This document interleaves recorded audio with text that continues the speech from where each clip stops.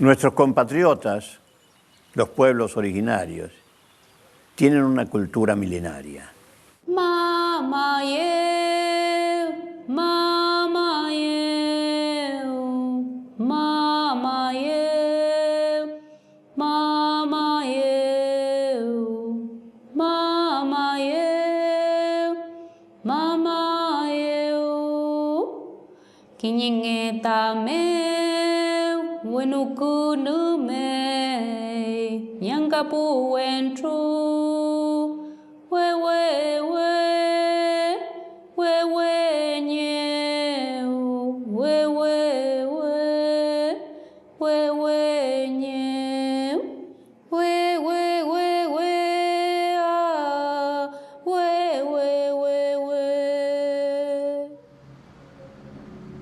Buenos Aires, 1813.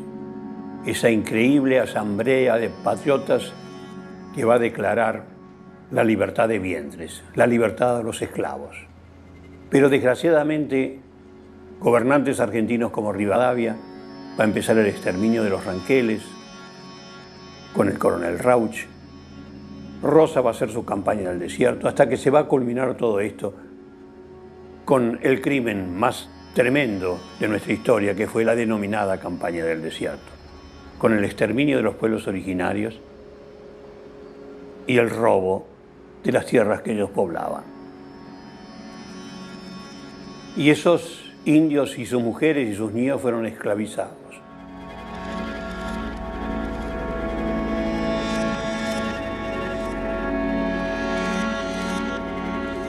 Los hombres como peones a la zafra en Tucumán o a construir fortificaciones en Martín García, las mujeres como sirvientas y los niños separados de sus madres como mandaderos.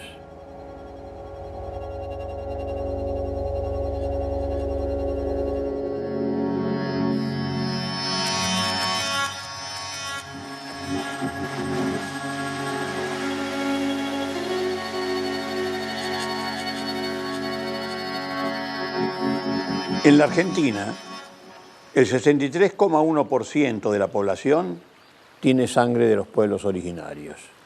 Esto es irrebatible, en gran parte a través del criollo, del mestizo.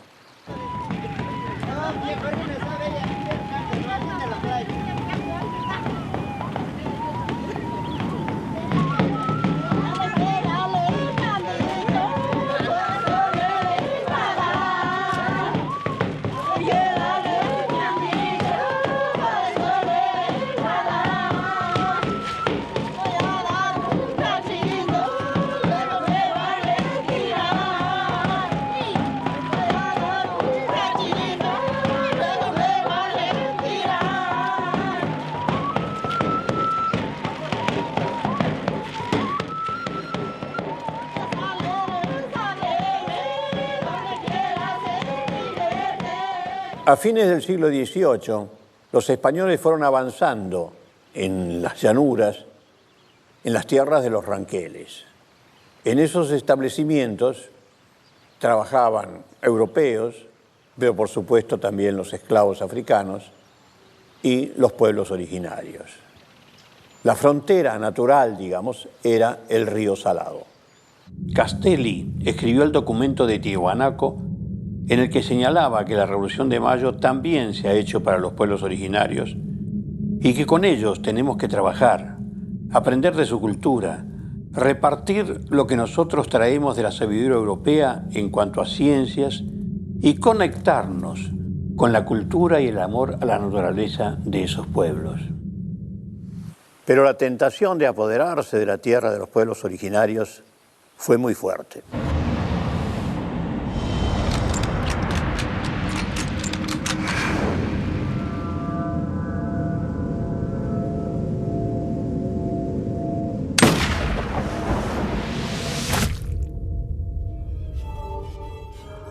Antes del exterminio de indígenas por el general Julio Argentino Roca, tuvieron lugar otras campañas militares. Las más importantes fueron las del coronel prusiano Federico Rauch en 1826 y 1827, contratado por Rivadavia para exterminar a los indios ranqueles.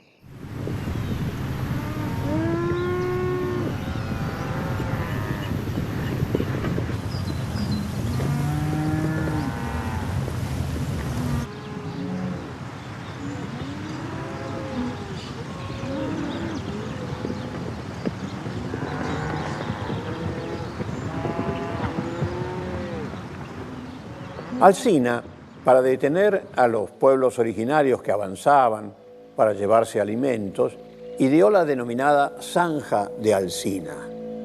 Era una zanja, un enorme pozo, que iba desde Bahía Blanca hasta Italó durante 374 kilómetros al sur de Córdoba.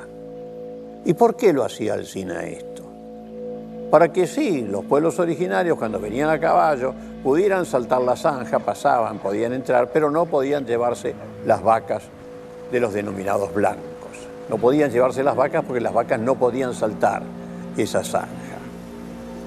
Bien, esto fue un proyecto que trató de llevarse a cabo, pero no se terminó.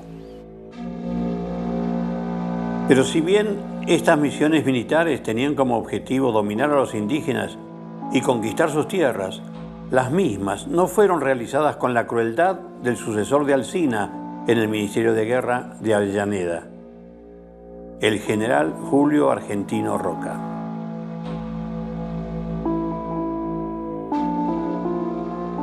La llamada Campaña del Desierto fue un conjunto de acciones militares planificadas y ejecutadas por el gobierno nacional contra los pueblos mapuches, tehuelches y ranqueles para quitarles sus tierras.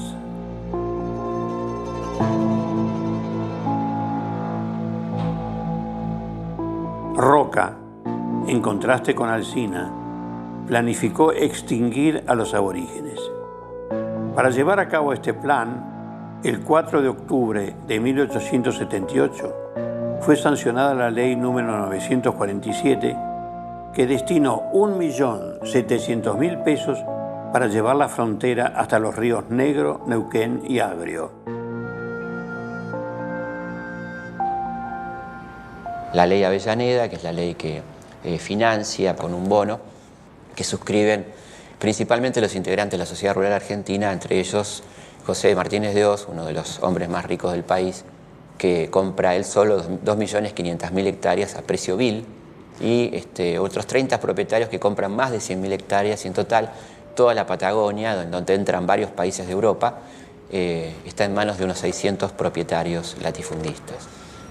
Una campaña feroz de aniquilamiento, además viciada de corrupción, como bien denuncia un integrante de ese ejército, el comandante de fronteras Álvaro Barros, que denuncia a toda la familia Roca y denuncia muy puntualmente cómo el Ejército Nacional factura 5 veces el costo real del mantenimiento de los soldados, y pone como ejemplo el costo de un soldado prusiano, el mejor soldado de Europa, el mejor pago, el mejor armado, que era 5 veces menor a lo que costaba un soldado de frontera en Argentina, y teniendo en cuenta que, como cuenta el José Hernández en el Martín Fierro, esta gente estaba semidesnuda, mal armada, mal alimentada, nunca le pagaban, y ese dinero era robado absolutamente por la comandancia militar de la Campaña del Desierto. Creo que es importante decir que antes del genocidio hubo corrupción, como también pasó durante la dictadura del 76-83, ¿no? El diario La Nación, los días 16 y 17 de noviembre de 1878,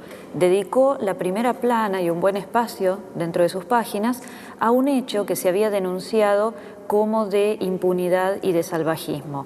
Se trata del fusilamiento de 60 indios ranqueles, así llama el diario, desarmados, que habían sido metidos con engaños dentro de un corral y fusilados.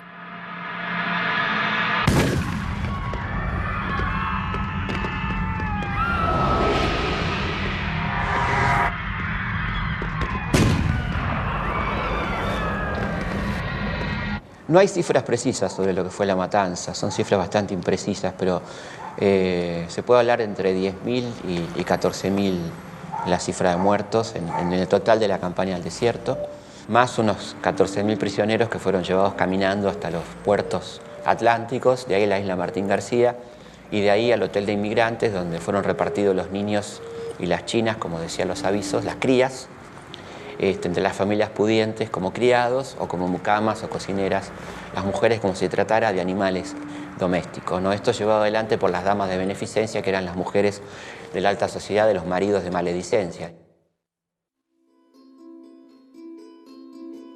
Pero ¿cuál fue la principal razón para tanta crueldad? El botín. Querían las tierras en las cuales desde siglos habitaban los indígenas. La colocación de este alambre poco difiere de cualquier otro. Un pequeño ajuste de torniquete será suficiente para dar la tensión requerida hasta atarlo a las varillas, y ya no será necesario volver a ajustarlo por el tiempo que dure el alambrado. Este avance espectacular de la siderurgia argentina es un testimonio de la capacidad de nuestros técnicos y operarios y un legítimo motivo de orgullo.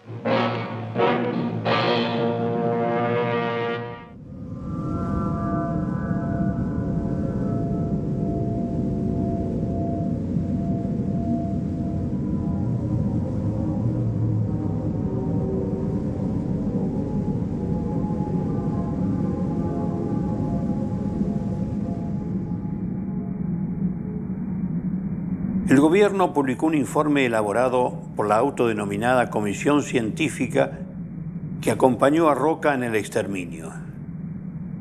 Allí no dan vueltas acerca del objetivo que los militares tenían en mente.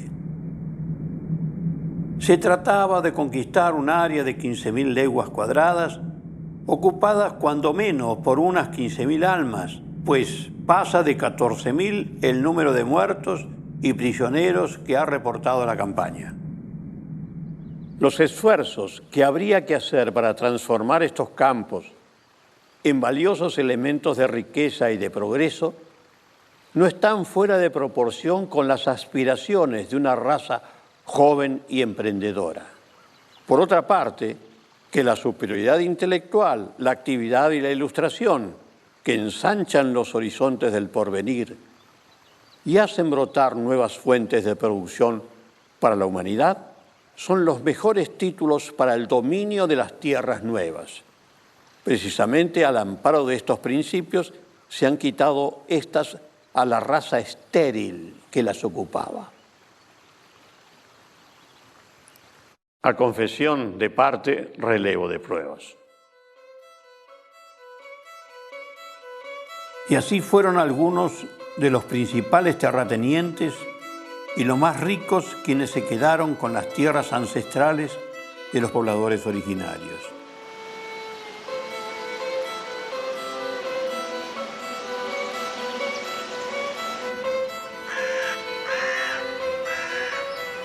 José Martínez de Hoz, el primer presidente de la Sociedad Rural Argentina y bisabuelo del ministro de Economía de Videla, obtuvo de esta forma 2.500.000 hectáreas, un territorio más grande que la República del Salvador, en la cual viven casi 6 millones de personas.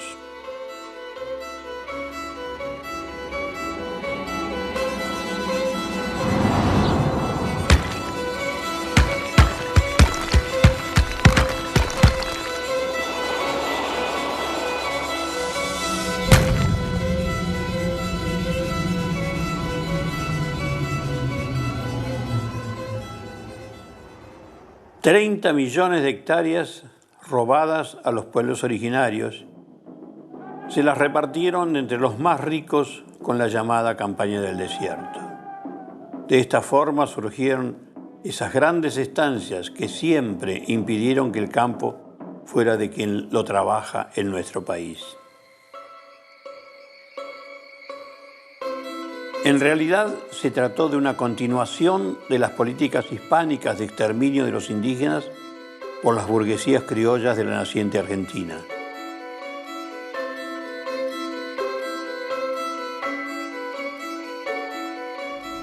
En 1862, el poder nacional, digamos, el poder porteño, en realidad, encabezado por Mitre, logra consolidar la unidad nacional a fuerza, digamos, y comienza lo que se denomina el proceso de organización nacional, así lo llamó Mitre, que es un proceso de concentración de poder en lo cual lo primero que importó fue la creación de un ejército nacional que aproximadamente llevaba la mitad del presupuesto. Ese ejército fue pensado esencialmente como un ejército de represión interna, no como un ejército pensado para la defensa de las fronteras, sino como un ejército de represión interna cuyas primeras campañas son efectivamente campañas contra los levantamientos populares, campañas muy duras sobre La Rioja, Catamarca, la zona de Cuyo, con métodos muy similares a los que se van a usar un siglo después: tortura, arrasar pueblos enteros, capturas de los dirigentes. Y por eso es tan exacto el nombre que le va a dar Videla y Martínez de Hoz a su golpe de Estado, que es proceso de reorganización nacional, que de alguna manera respeta las pautas de aquel primer proceso, ¿no? Aplicación de un modelo económico impopular a partir de la Fuerza Armada con un ejército nacional organizado. Este ejército estuvo siempre muy impregnado y muy vinculado al poder económico. Fue funcional siempre a los intereses, ¿no? Y cuando evidentemente estos sectores comprobaban que no podían llegar al poder por las urnas, recurrían a la violencia armada de los golpes de Estado, ¿no? Siempre son como el brazo ejecutor de los intereses impopulares, ¿no? La primera bomba sobre la Casa de Gobierno. Después, bajo las nubes, el zumbido de los dos termitios.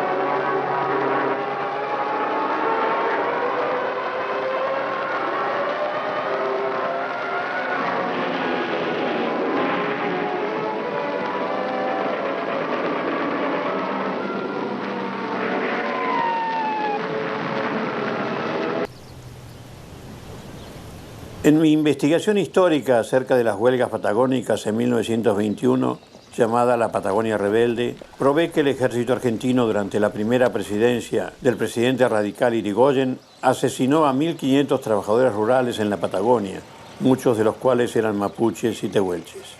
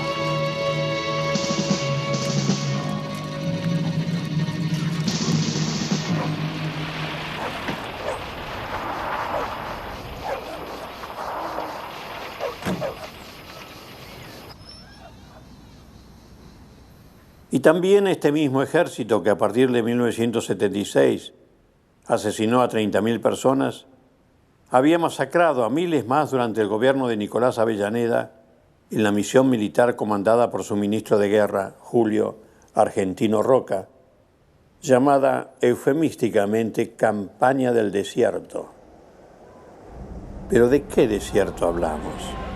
Si eran territorios en gran parte no desérticos y poblados por los aborígenes.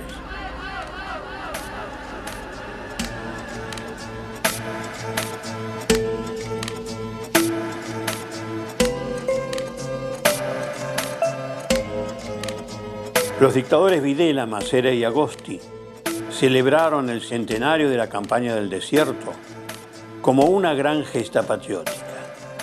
Ellos estaban asesinando a miles y miles de argentinos y argentinas en ese año 1979, y de esa forma esperarían también que alguna otra dictadura futura festeje este nuevo genocidio con pompa y grandes reconocimientos.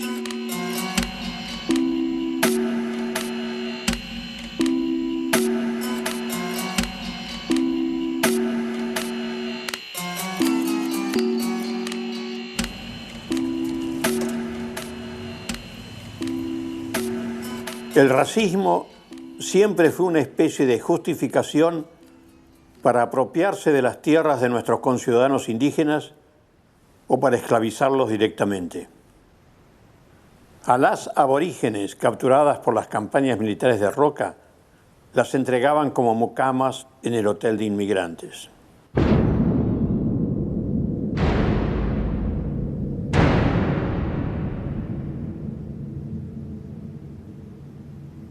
Cuando los indígenas o sus descendientes llegaban a Buenos Aires, un sector de la sociedad decía que eran el aluvión zoológico.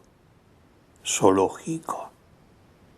También se criticaba en los barrios de las clases propietarias de Buenos Aires, como el Barrio Norte, que ellos utilicen las fuentes para refrescarse luego de tanta caminata, diciendo que meten las patas en las fuentes, no las piernas, las patas.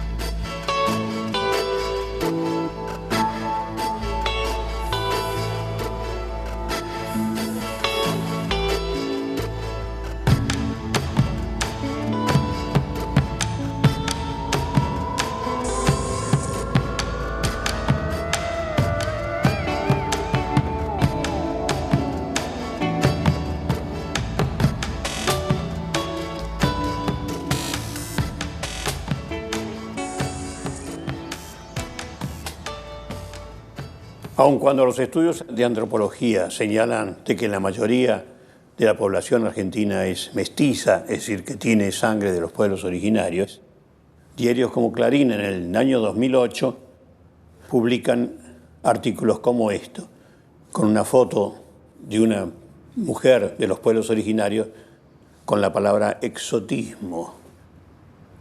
Busquemos en el diccionario de la Real Academia qué es exotismo y dice extranjero, peregrino, especialmente si procede de un país lejano.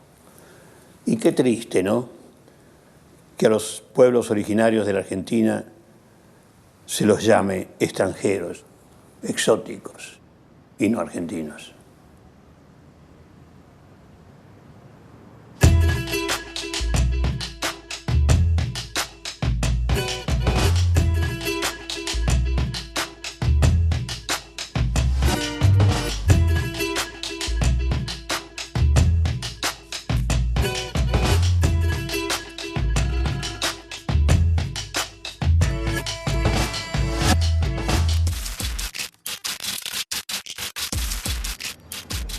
Durante los meses de julio a mayo de 1946, los pueblos aborígenes collas aymaraes de la Puna y de toda la zona del noroeste decidieron decir basta. Los aires de reivindicación social que el gobierno peronista estaba llevando a todo el país hizo que se atreviesen a lo impensado, seguir haciendo lo que sabían, caminar y resistir, luchar por su derecho, su dignidad y su memoria. Así, hombres y mujeres, niños, el más chiquito 7 años, el más grande 85, 76 mulas, borricos, inician su marcha hacia Buenos Aires. Será larga, será dificultosa. A pesar de todo, continuaron la marcha. Fueron recibidos absolutamente bien por todos los pueblos por donde pasaban. Un día como hoy, son recibidos en el Congreso de la Nación por ambas cámaras. Salen de ahí por la Avenida de Mayo, recibidos por todo el pueblo con gran cariño. Aquí en esta plaza darán las bandas de sicuri, cerques, charangos y todos ellos una vuelta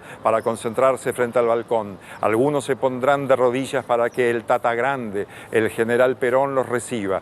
Tata Grande sale y les habla, recibe a 2 de ellos, parece que algunos más. Son muy bien atendidos y se dispone a ser alojados con todas las comodidades en el Hotel de Inmigrantes. Así serán llevados al punto de que a las 15, 16 horas, junto con el canciller y el vicepresidente, Perón los visita. Tendrán una excelente recepción en Buenos Aires. Sin embargo, el 28 de agosto son emvagonados, metidos en un tren de cargas como animales. Muchos son embarcados desnudos por el forcejeo. El tren ese durante 6-7 días va a marchar con rumbo a Brapampa, a donde los van a arrojar casi contra la frontera de Bolivia. Y allá los capangas, chasqueando sus látigos, van a decir: ahora tienen la tierra que querían, indios de mierda.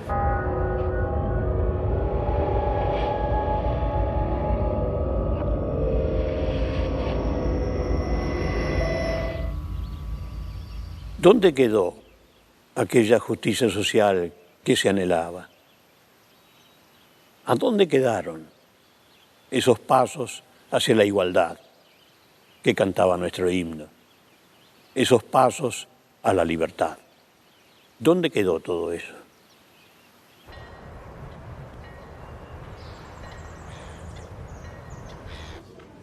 Nuestra ley máxima regula en su artículo 75 los derechos de los pueblos originarios. En su inciso 17 dice: reconocer la preexistencia étnica y cultural de los pueblos indígenas argentinos, garantizar el respeto a su identidad y el derecho a una educación bilingüe e intercultural, reconocer la personería jurídica de sus comunidades y la posesión y propiedad comunitarias de las tierras que tradicionalmente ocupan, y regular la entrega de otras aptas y suficientes para el desarrollo humano. Ninguna de ellas será enajenada, transmisible ni susceptible de gravámenes o embargos.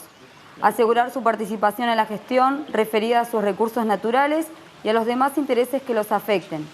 Las provincias pueden ejercer concurrentemente estas atribuciones.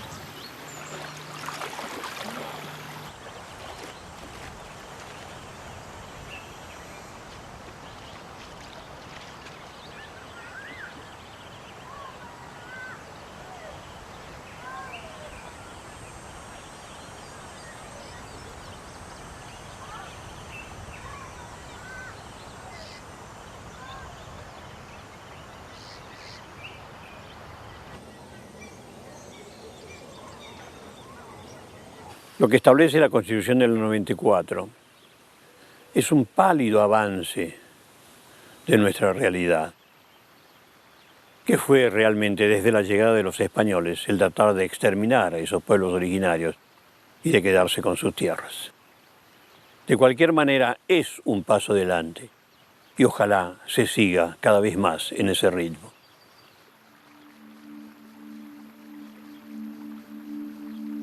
Las divisiones entre los argentinos comenzó ya desde los inicios de esta nación, entre Saavedra y Moreno, entre los unitarios y los federales, y luego siguió este ritmo entre demócratas y partidarios de las dictaduras militares, entre la gente de abajo y la gente bien de arriba, como se decía, entre los desaparecidos y los desaparecedores, y finalmente entre los progresistas y los neoliberales.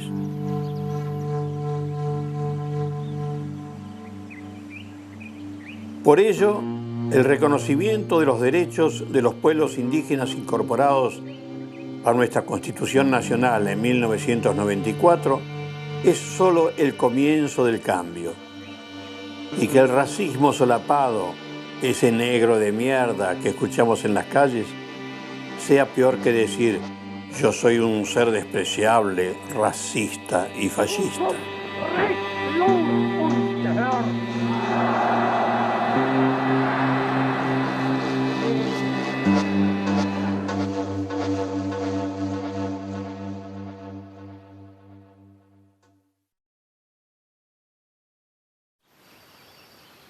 En Latinoamérica circula un chiste que señala que los mexicanos descienden de los aztecas, que los peruanos descienden de los incas y que los argentinos descienden de los barcos. Atraca a la dársena de Puerto Nuevo la motonave argentina Santa Fe. Trae a su bordo 940 inmigrantes italianos. Casi 1 millar de hombres, mujeres y niños que han dejado atrás una vida para iniciar la nueva etapa que les ofrece nuestro cálido puerto de paz. La emoción de los familiares los espera en el muelle.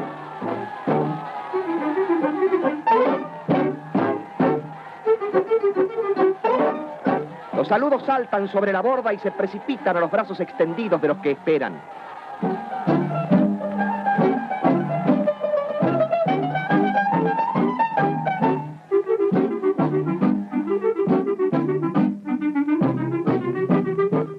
alegría del reencuentro florece en las lágrimas incontenibles ante el logro del deseo soñado. La generación del 80 tenía un proyecto étnico definido. Esto se consideraba como la misión de crear el pueblo que iba a responder a la nación argentina, es decir, lo que llamamos colectivo de identificación, ese nosotros con el cual nos íbamos a identificar de allí en adelante. Estas políticas de población tenían que ver con 4 factores. Una era el de atraer la mayor cantidad de inmigración posible. De allí todas las políticas activas de inmigración destinadas a captar la atención de los inmigrantes y a retenerlos en el país. Otro factor es el de extender las áreas de influencia urbana sobre las áreas rurales, porque se consideraba que la población urbana era más civilizada que la población rural. Otro factor era el de adaptar a la población criolla, es decir, los llamados gauchos, a modos de vida sedentarios y agricultores. Y el cuarto factor era el de la política indígena, que directamente implicaba su desaparición.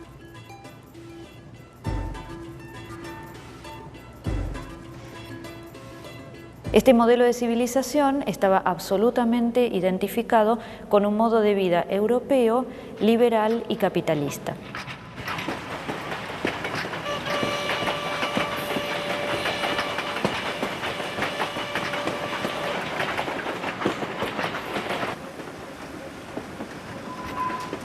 Para 1880, el ritmo de la expansión de la frontera de la Argentina llamada civilizada sobre los territorios indígenas ya preveía las consecuencias de esta política, lo que se presumía como la extinción de la propia población indígena.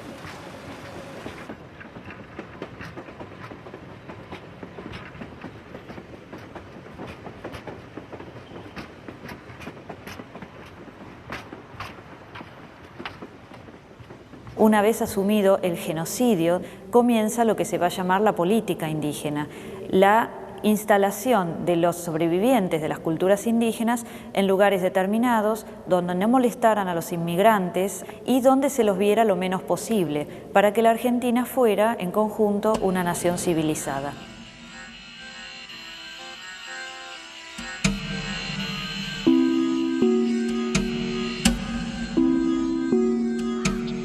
Otra consecuencia de esta política de invisibilización de la población indígena es la falta de conexión entre la historia oficial que hemos aprendido y lo que son las memorias propias de los pueblos originarios, que nos cuentan otras historias.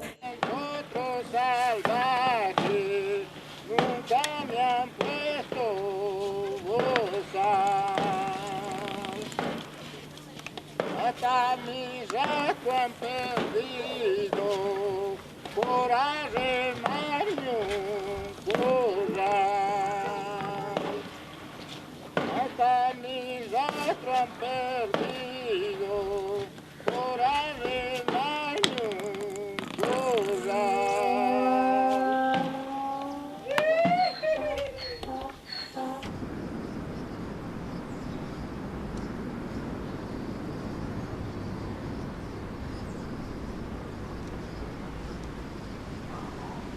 En su obra, El hombre delincuente de Lombroso, en 1889, propone que hay ciertos seres humanos más propensos a delinquir según sus fenotipos.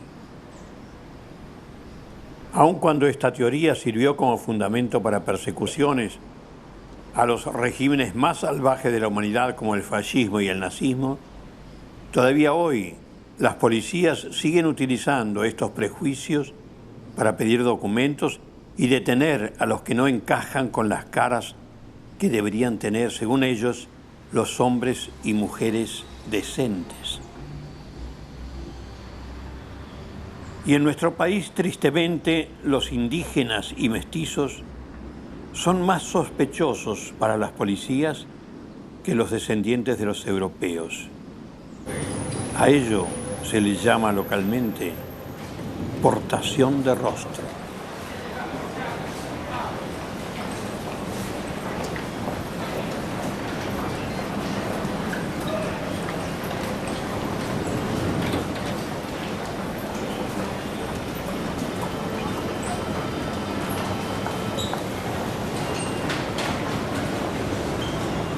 Argentina logró una armoniosa convivencia entre distintas culturas, como la judía y la árabe. Pero no así sucedió con los pobladores originarios de estas tierras. Ellos fueron, luego de las distintas campañas de aniquilación, negados como pueblo y como cultura, despreciados y tratados como inferiores al argentino blanco.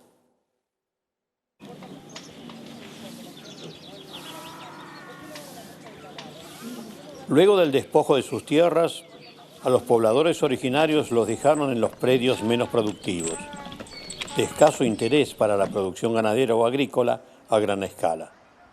Las múltiples campañas de matanzas de los pueblos originarios no pudieron extinguirlos totalmente, pero sí continuar con la sobreexplotación colonial. Es por ello que los indígenas y mestizos son los ciudadanos más pobres y más excluidos de la Argentina, en educación, en acceso a la cultura, a los cargos públicos, en trabajo regular legalizado. Las empleadas domésticas, así llamadas, que tanto buscan las señoras de Buenos Aires, son casi siempre de sangre indígena. El racismo estructural se presenta solapadamente. Las dificultades o imposibilidad para una niña, para un adolescente indígena, para acceder a la educación formal que el propio sistema socioeconómico genera, los hace blanco de la discriminación y perpetúa ese círculo vicioso que identifica a los indígenas con la pobreza y con poca educación.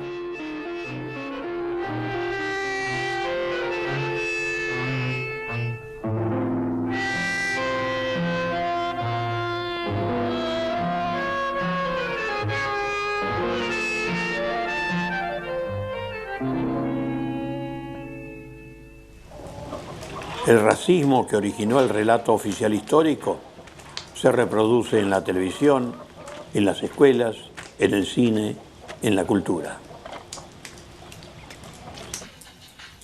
La Argentina del siglo XXI se presenta como un país de dos velocidades: los integrados al sistema socioeconómico dominante y los excluidos del mismo.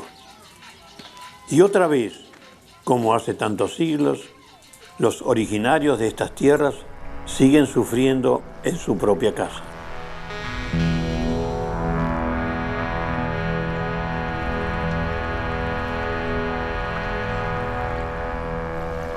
Quienes trazaron estos planes y los ejecutaron, hoy se los recuerda con calles, con monumentos, con avenidas.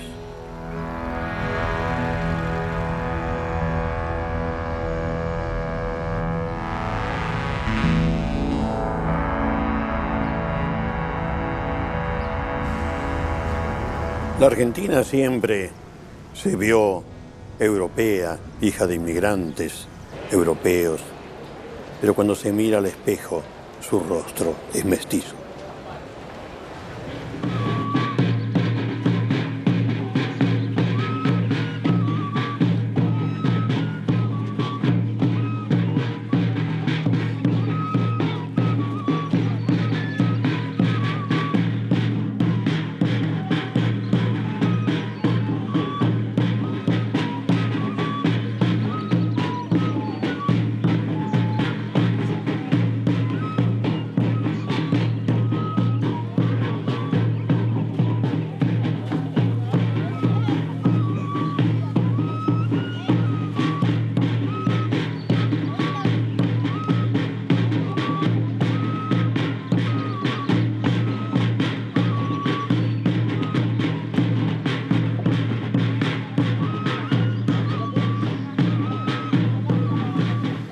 Pero el racismo no tiene ningún fundamento ni racional ni científico.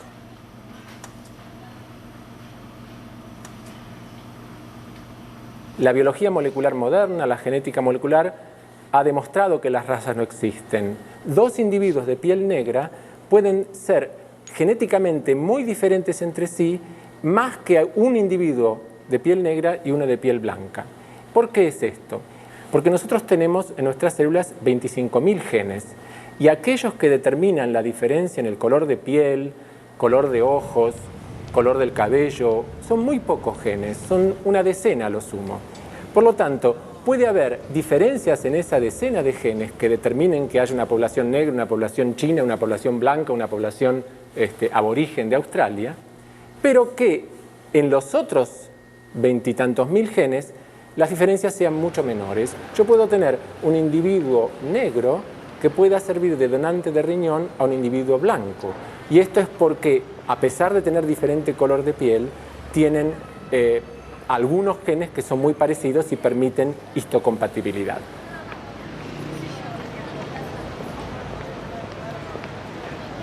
El racismo es un instrumento de dominación social, política, cultural y sobre todo económica que se ha servido de la biología como pretexto, pero que en realidad el intento de dominación tiene otros fines y que cuando la biología no le sirve usará otra diferencia para llevarse a cabo.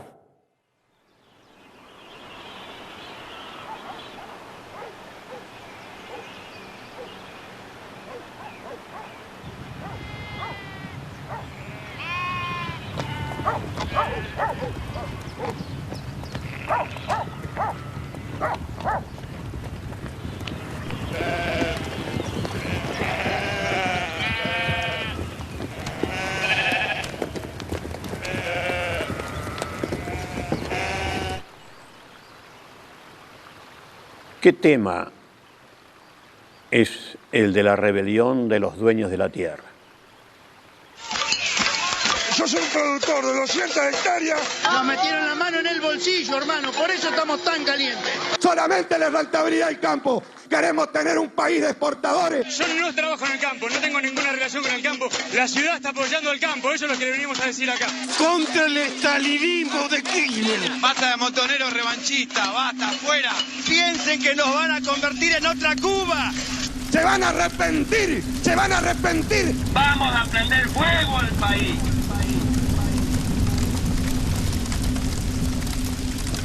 La República Argentina tiene, en cuanto a su producción agropecuaria, características muy singulares. Ha sido beneficiada por una gran fertilidad, una notable fertilidad. Tiene una capa de humus muy importante que hace que sea una de las praderas más fértiles del mundo. Un clima muy favorable, un puerto cercano, y esto ha dado lugar a que, desde que se conforma la Argentina como una productora de carnes y cereales en las últimas décadas del siglo XIX, haya producido siempre con muy bajos costos. Y esto es preciso analizarlo detenidamente cuando se habla, como en el último conflicto agropecuario, de retenciones. Porque este bajo costo implica que este tipo de empresa no solo tiene una ganancia normal, que es la ganancia que se reconoce dentro del sistema capitalista a cualquier empresario, sino que tiene una renta extraordinaria, que a veces se hace más que extraordinaria cuando los precios internacionales suben mucho, y que se ha definido como renta agraria diferencial. ¿Esto en qué consiste? Consiste en que si en la Argentina un kilo de carne, producir un kilo de carne, cuesta $1, ese mismo kilo de carne le cuesta a un productor europeo producirlo 8 veces más o 6 veces más. Pero el productor argentino, que tiene un costo de 1 o a lo sumo de 2, gana toda una renta superior, diferencial, extraordinaria, que es la que ha permitido una acumulación de capital importante en la Argentina, que no se ha traducido en una Argentina industrial, sino que se ha traducido en la creación de grandes, fastuosos palacetes y en una vida rumbosa de los sectores, de los grandes estancieros, parecido al de los jeques árabes, es decir, países pobres con una minoría muy rica.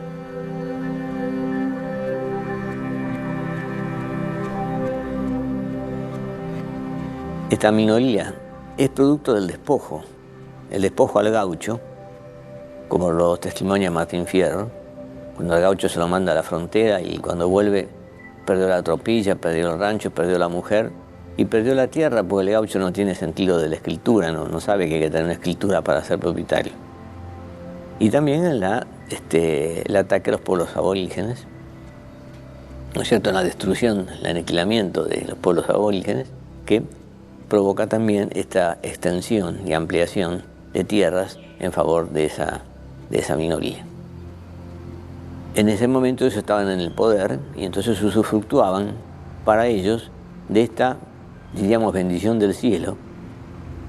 Esta situación cambia cuando un gobierno popular como el de Perón empieza a adoptar medidas y entonces crea tipos de cambios selectivos y concentra la exportación en un organismo que se llama el IAPI, de tal modo que los estancieros venden, facturan y cuando reciben los dólares por su venta, se les quita una parte de la renteraria diferencial que se pasa al Banco de Crédito Industrial, con lo cual se favorece el desarrollo industrial, que es muy marcado a partir de 1946 y que provoca pleno empleo y consiguientemente una serie de beneficios sociales para los trabajadores en ese momento.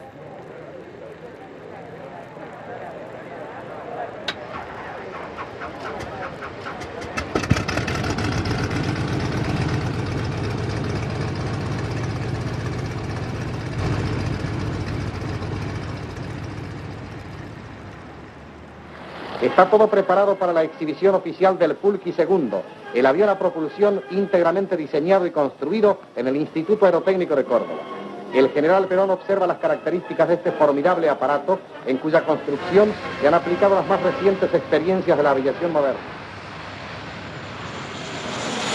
En el último periodo que hemos vivido en Argentina, se procedió a fijar retenciones.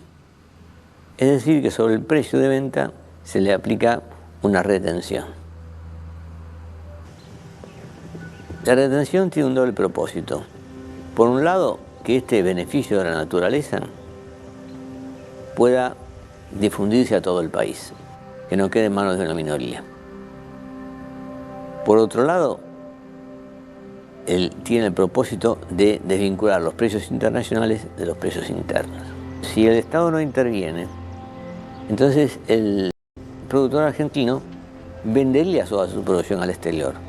O diría, no, yo vendo al mercado interno siempre que me paguen lo mismo que me pagan afuera, ¿no es cierto? Y se irían los precios de los alimentos a valores exorbitantes. Esto no lo ha comprendido muy bien la clase media de la ciudad de Buenos Aires, porque en realidad las retenciones venían a beneficiarla a ella, evitar que tuviera que pagar por un kilo de lomo un precio extraordinario. Ha sido siempre más evidente el de qué modo se producía el saqueo en el petróleo en toda América Latina, Venezuela, en México, ¿no es cierto?, en varios países, cómo se producía el saqueo del cobre chileno, por ejemplo, o en las actuales explotaciones mineras que se están haciendo en la Argentina. En cambio, en el caso del campo, se ha ocultado este fenómeno. Entonces el productor del campo, el gran estanciero, dice, yo soy dueño del campo. Si el campo me produce, yo vendo. Si tengo precios altos, son para mí.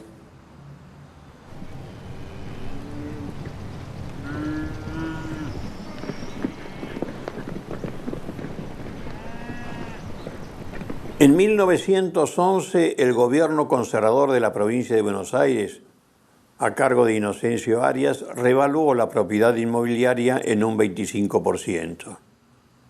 Tan airada y desproporcionada fue la protesta de los empresarios agropecuarios en ese año, como ahora. Hace casi 100 años, los beneficiarios de los despojos y saqueos a los indígenas de sus tierras ancestrales se opusieron tenazmente a pagar un poquito más de impuestos. Ahora han repetido la triste historia. El diario La Vanguardia, sorprendido por la exagerada protesta de los propietarios del campo, destacó que a los terratenientes lo único que les falta para ser facciosos es empuñar las armas. Una vez más, como antes, no quieren cerrar la zanja y consideran que ellos deben ocupar el mejor lado. En el 2005, en la provincia de Buenos Aires, se intentó realizar un revalúo de las tierras en la provincia para poder aplicar de manera correcta el impuesto inmobiliario rural. Recordemos que el inmobiliario rural es un impuesto netamente progresivo en teoría, que deben pagar más aquellos que tienen mayor extensión de campos e incluso que tienen los campos en las zonas más ricas.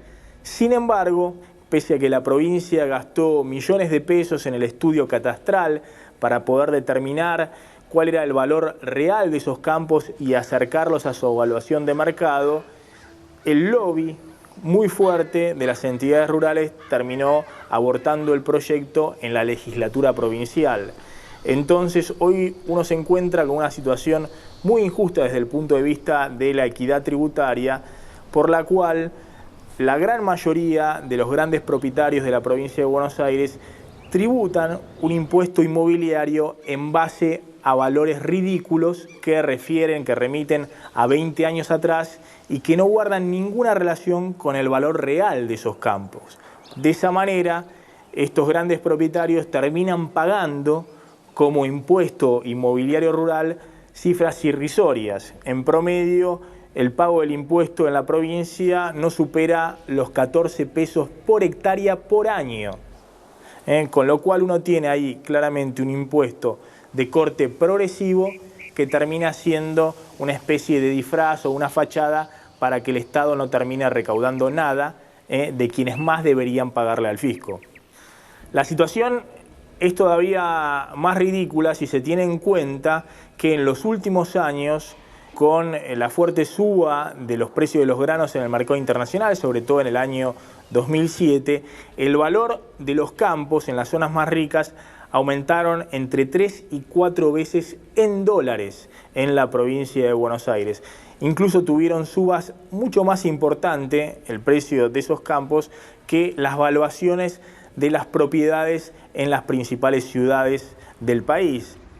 En las ciudades de la provincia de Buenos Aires y en la capital federal, en los últimos 2 años sí avanzó un revalúo de las propiedades y el impuesto inmobiliario urbano se incrementó fuertemente. Entonces, personas de ingresos medios, incluso ingresos medios bajos, que tienen sueldos promedios de 1.500 pesos, terminaron pagando como impuesto inmobiliario urbano entre 200 y 300% más de lo que pagaban antes.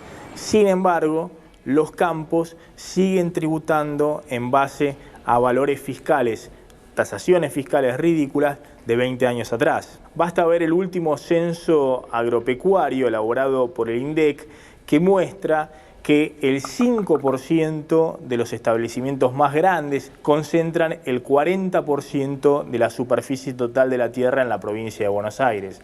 Y en cambio, en el otro extremo, el 35% de los establecimientos en poder de chacareros ocupan apenas el 3% de la superficie total de la provincia de Buenos Aires. Sin duda, el tema de la concentración de la tierra debería ocupar hoy un lugar primordial en la agenda política, tema que está todavía ausente.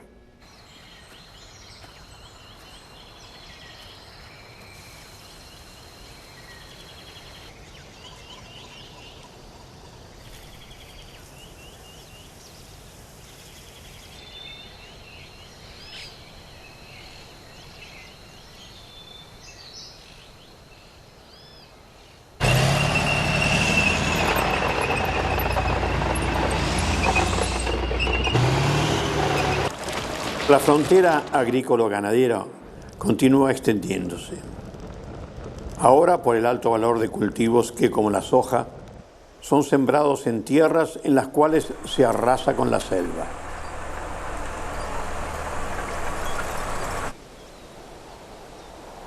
En otra zona se venden enormes extensiones de territorio y otra vez, como antes, los perdedores son los pobladores originarios.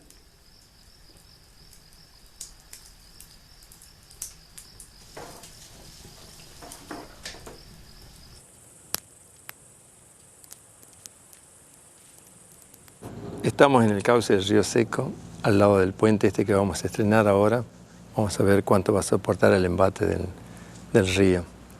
Está circundado por la yunga, la selva.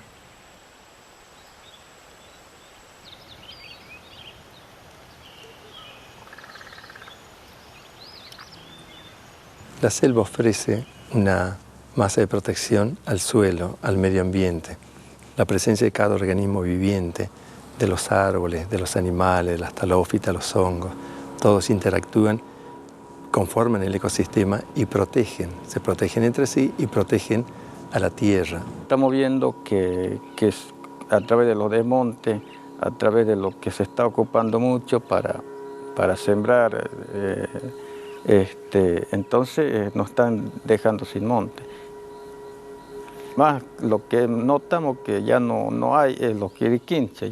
Ya no sé a dónde estarán los quiriquinchos, pero se ha perdido casi estas clases de animales ya.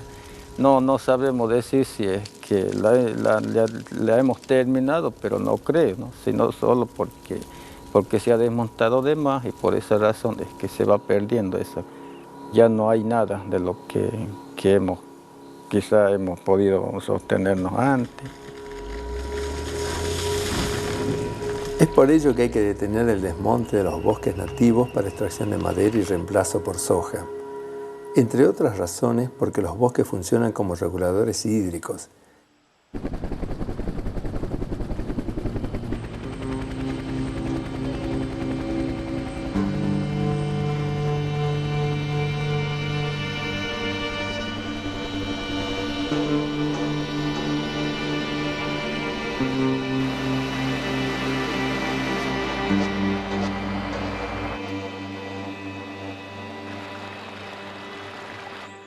Este desmonte en las cuencas altas de los ríos, el río Seco, el río Tartagal, ha ocasionado ese desmonte, la ausencia del monte, ha ocasionado que los ríos en épocas de lluvia aumenten su velocidad y lleguen con mucha fuerza llevándose los puentes del río Tartagal, la segunda ciudad de Salta, el puente del río Seco, acá que tiene una extensión de más de 100 metros y es claramente visible, es una evidencia muy irrefutable acerca de la afectación que tienen los desmontes en el ecosistema.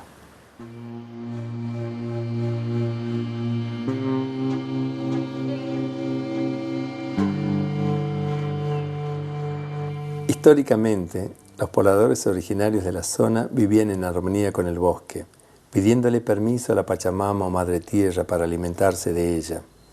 Ellos eran los guardianes de la selva, pero ahora los están expulsando mediante artimañas. Aparece un abogado con un título de propiedad de miles de hectáreas de selva y dice que es apoderado del dueño de la misma. Y aunque los huichís vivieron allí desde tiempos inmemoriales, los expulsan mediante amenazas o con las armas, porque no tienen las escrituras que los propios invasores se dieron entre ellos.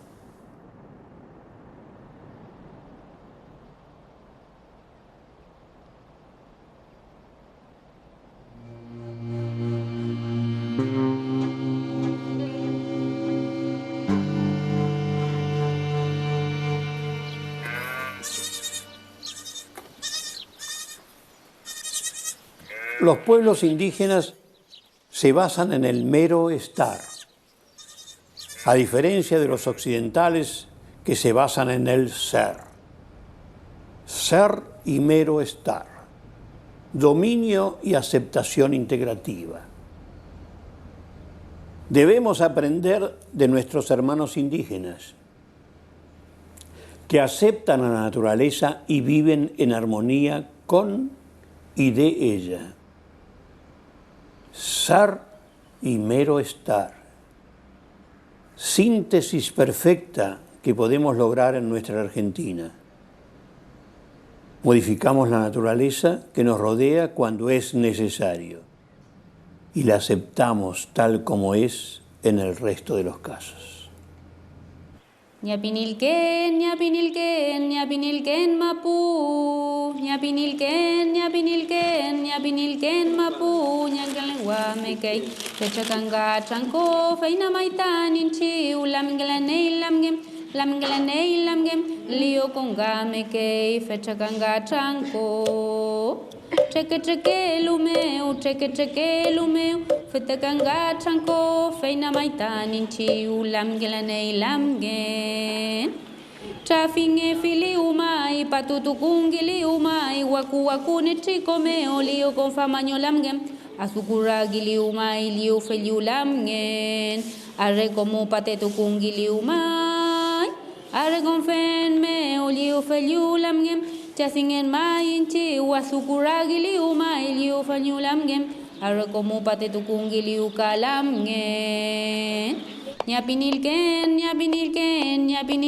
mapu nyankelengua meke fecha kanga tranco waimini aimi bulin nyei wente wela wen peñi nyei kusheimi highway la wen kinapa piuke lonko neimi ruka la wen ai peñei mi peñi la wen tre peñei mi troi fil nye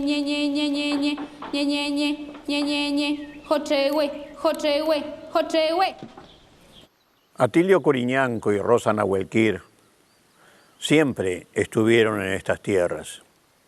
Allí, en la localidad de Santa Rosa, en tierras chubutenses, patagónicas, criaban ovejas, criaban chivos, plantaban papas, acelga, frutilla, cebolla, durante años y años, con 4 hijos. Hasta que de pronto vino la orden del juez Colabelli, antes de iniciarse un juicio, dado que los hermanos Benetton, empresarios italianos multimillonarios, habían comprado 900.000 hectáreas en esa región y deseaban también esas 300 cortas hectáreas de los Coriñanco Nahuelquir.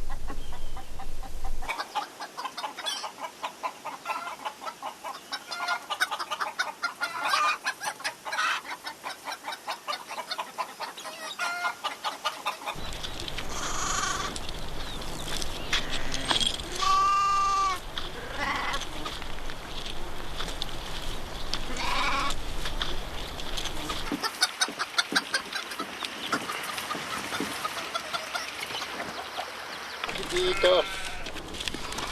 Se fueron los chiquititos.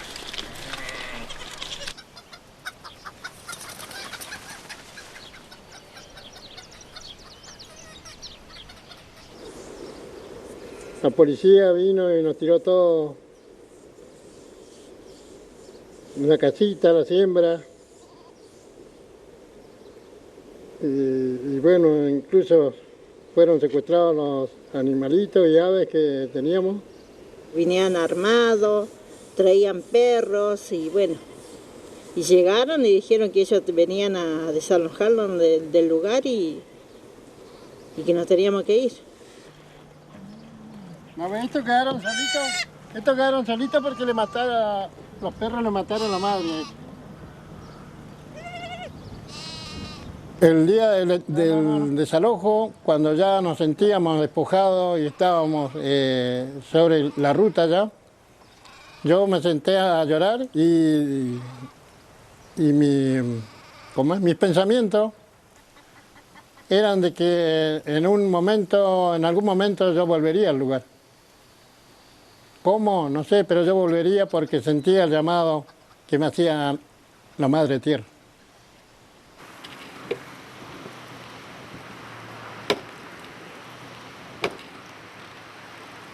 Regresamos nuevamente a nuestro territorio y bueno, de ahí comenzó el conflicto con Benetton.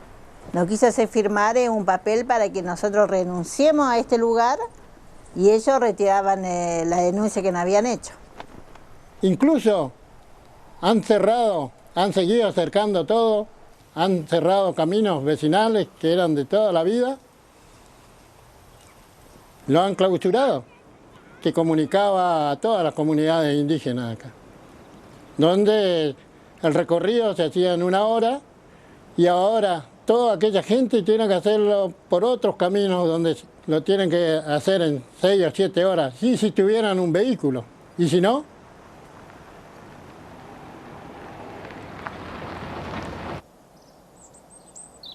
Lo que acababa de ocurrir en el Chubut ya nos aproxima a aquella edad media del poderoso y del que agacha el lomo. La justicia argentina se ha declarado a favor del multimillonario italiano Benetton con 900.000 hectáreas. 900.000 hectáreas, 14 veces la superficie de Singapur, en el cual viven 11 millones de habitantes. En el latifundio de Benetton podrían vivir 154 millones de personas. Nosotros no tenemos nada en contra de los blancos. Solo queremos que nos dejen vivir en armonía con nuestra madre tierra, nuestra Pachamama. Así seguiremos cuidando de ella como ella cuida de nosotros. En otras partes del país ya nos sacaron nuestros territorios hace más de 100 años y por esa razón mataron a nuestros abuelos. Eso pasó hace mucho tiempo. Pero ahora, otra vez nos corren de las tierras a las que nos habían orillado. ¿Vamos a repetir la historia? ¿Vamos a seguir haciendo nuevas campañas del desierto ahora en las yungas?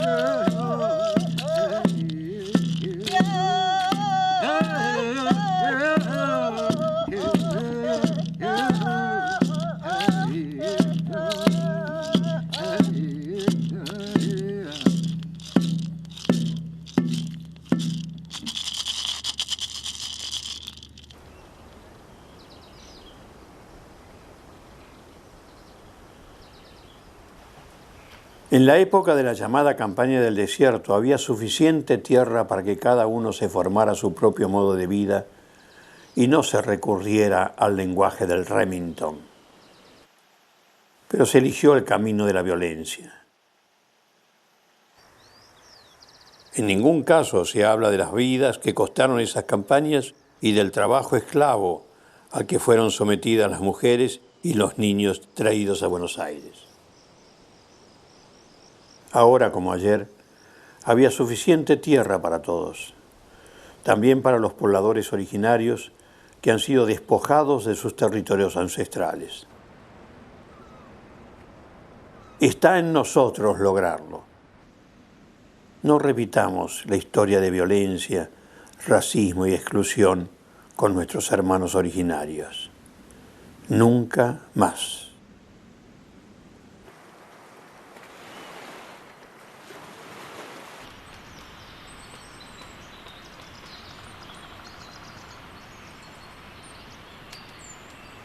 Ojalá que el silencio de las pampas no sea más herido por el eco de las balas. Ojalá que el paisaje de las pampas no sufra más el corsé de fronteras inventadas por el egoísmo humano y se extienda del Atlántico al Pacífico como en el sueño de Bolívar. Ojalá que el hombre y la mujer de estas tierras puedan criar a sus hijos mansamente y con alegría, y respirar sus aires y aromas con la tranquilidad de saberse seguros en su dignidad. Ojalá que la naturaleza latinoamericana pueda seguir criando su fauna y su flora como cuando estaban sus habitantes naturales, quienes siempre estarán asomados vigilando desde costas, lagos y cordilleras para ver qué hacemos con su madre tierra.